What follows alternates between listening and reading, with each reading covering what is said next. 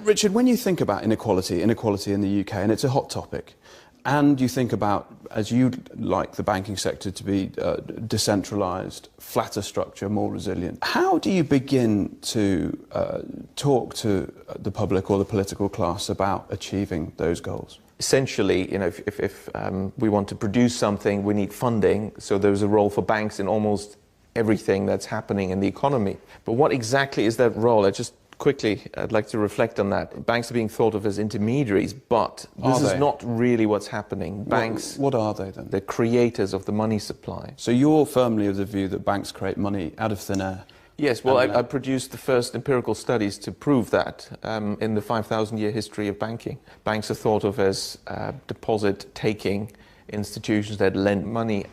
The legal reality is banks don't take deposits and banks don't lend money.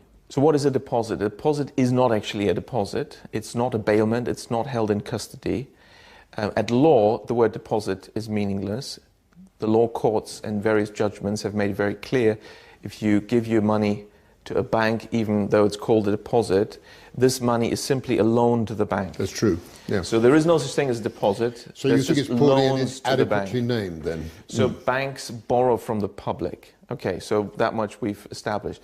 What about lending? Surely they're lending money. No, they don't. Banks don't lend money.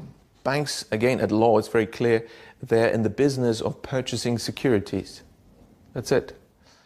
So you say, okay, don't, confuse me with all that legalese. No. I want a loan. I want a loan. Yep. Fine, here's the loan contract, here's the offer letter, and you sign. At law, it's very clear, you have issued a security, namely a promissory note, and the bank is going to purchase that. That's what's happening at law. Put it in layman's terms, what does that mean? It means that what the bank is doing is very different from what it presents to the public that it's doing. How does this fit together? So you say, fine, the bank purchases my promissory note, but how do I get my money? I want, it's a loan. I want 200 grand, right? I don't care about the details, I want the money. The bank will say, well, you'll find it in your account with us. That would be technically correct. If they say, we'll transfer it to your account, that's wrong, because no money is transferred at all. It's already in from the bank. Anywhere inside the bank or outside the bank. Why?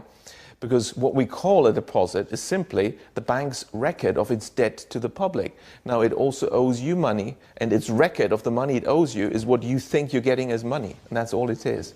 And that is how the banks create the money supply. The money supply consists to 97% of bank deposits, and these are created out of nothing by banks when they lend, because they invent fictitious customer deposits. Why?